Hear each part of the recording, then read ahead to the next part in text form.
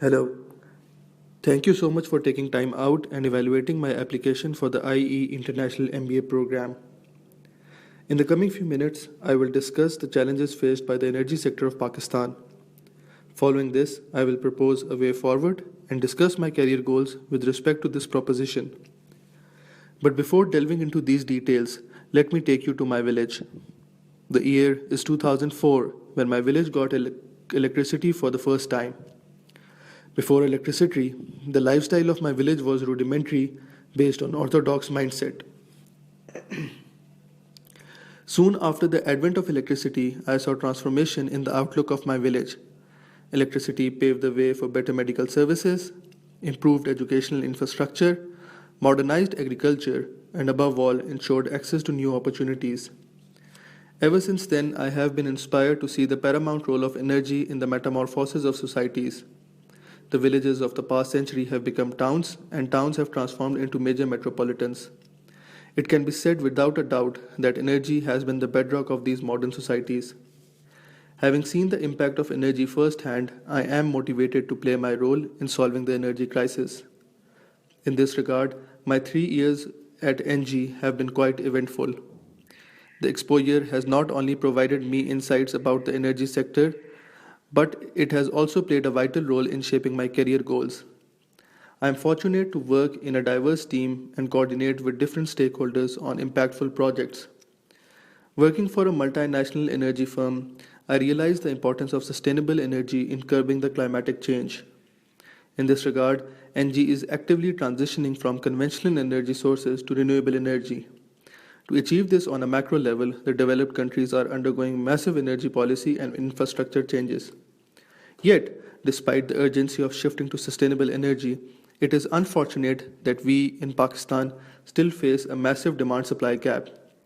To put things in perspective, 3 out of every 10 people in Pakistan either don't have electricity or face load shedding of 12 hours. So, naturally, the biggest challenge for us is to bridge that gap. Consequently, renewables become a secondary concern, and conventional energy sources based on coal, gas lead the way. There are several reasons for their prevalence in Pakistan. Number one, they have greater energy density. That is, for a given amount of resources, they produce more energy. Number two, they have low cost base due to plentiful natural resources in Pakistan. Number three, they don't have intermittent nature like renewables and provide constant energy supply. Number 4. Due to their scalability, they render political visibility to the government. Despite these benefits, there are negative aspects to the use of conventional energy in Pakistan. Transmission losses is a big concern. The already inadequate supply further depreciates due to transmission loss and electricity theft. This loss is compounded by inefficiency in bill collection processes, thus creating a huge deficit that keeps on building.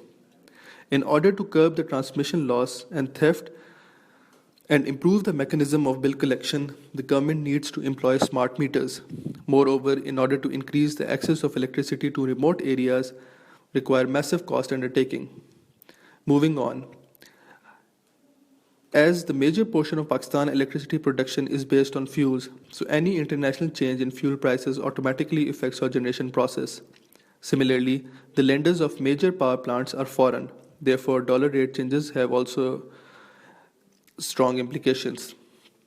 Above all, the conventional sources of energy have associated cost in the form of carbon footprint. The pollution has direct impact on our climate as well as the well-being of citizens. Now, an obvious solution to these challenges is the incorporation of renewable energy in the overall energy infrastructure of Pakistan. However, the renewable energy is yet to establish a strong foothold in Pakistan due to the following factors. Contrasting stakeholders' expectations. Recently, I had the opportunity to work on the first solar power plant of NG in Pakistan.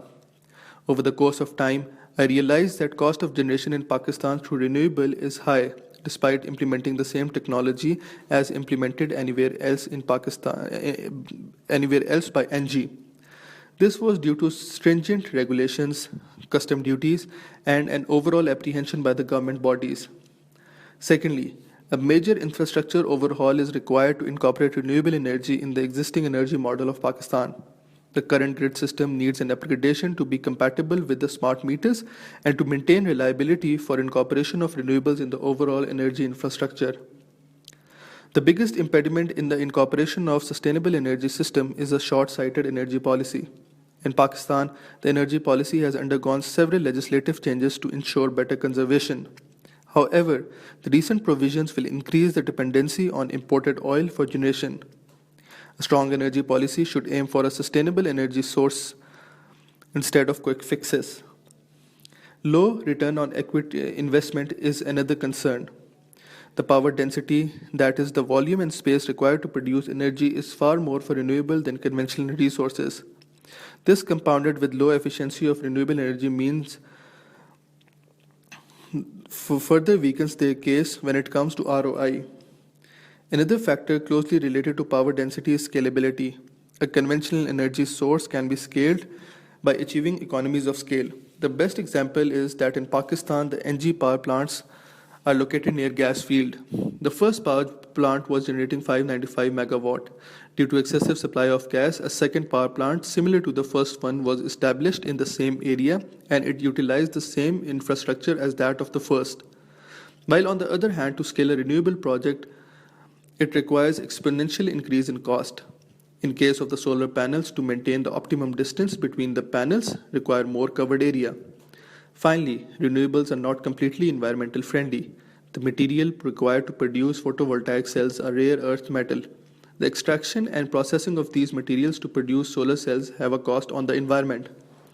So in light of this discussion, the biggest challenge for Pakistan's energy sector is to ensure that the people have a sustainable source of energy that is financially and technically viable and at the same time reduces the carbon footprint. I believe that microgrid is the way forward in this regard. Not only it will avoid conventional energy sources, but also overcome the problem faced by large-scale renewable energy production. A decentralized energy generation through sustainable means will utilize the energy source available in the respective community. The small-scale production will be easily manageable and would not require any major infrastructure cost. As a result, areas that are not covered by national energy grid line can be provided a sustainable source of energy.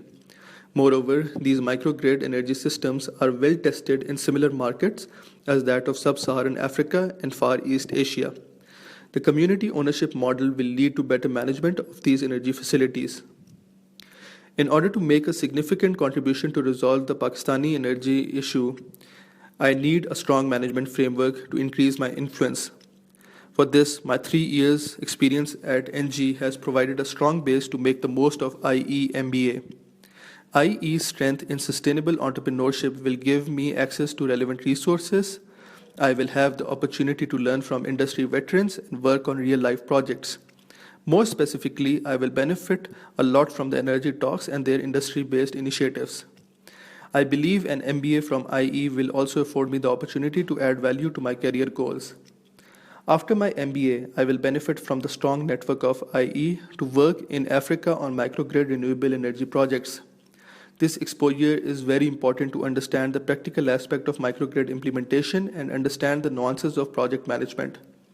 My experience of working in Africa will lay a strong foundation for me to understand the renewable energy policy making and the inherent issues. Moreover, I will take the step from policy implementation to policy making and learn the subtle differences of energy policies between developed and the developing world. Finally, I will be in a position to start a venture in Pakistan that will facilitate community-based ownership of microgrid generation. With this venture, I intend to address the incumbent energy issue of Pakistan and provide sustainable energy to those who don't have it. Thank you so much.